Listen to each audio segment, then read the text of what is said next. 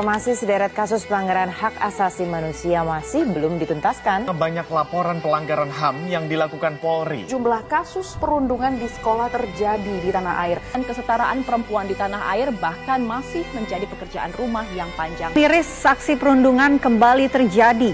Tindak kekerasan seolah jadi pilihan pertama. Kasus kekerasan terhadap anak hampir mencapai 5.000 kasus. Yang mengejutkan, keluarga dan rumah tangga adalah salah satu sumber lokasi kekerasan tersebut.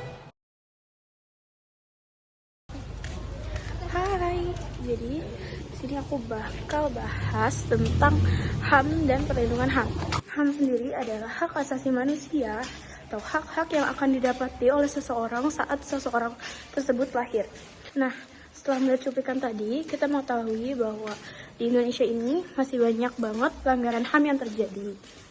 Nah, salah satu contoh pelanggaran HAM berat yang terjadi di Indonesia yang sangat menghebohkan itu adalah kerusuhan 1998. Itu terjadi pada era Soeharto, di mana peristiwa tersebut terjadi karena adanya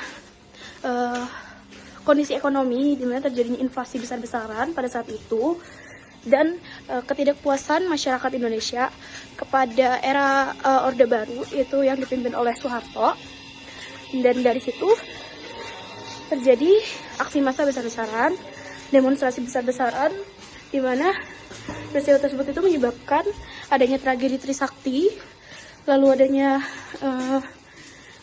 penjuruhan, pembakaran, terus penembakan, dan lain sebagainya.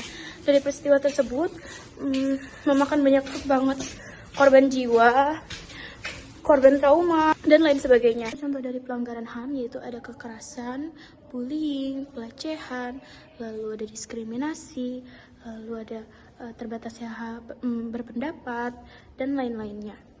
Mengenai keterbatasan berpendapat, kayaknya di Indonesia pernah terjadi pada sebuah rapat di gedung DPR yang akan walk out dan tidak bertanggung jawab.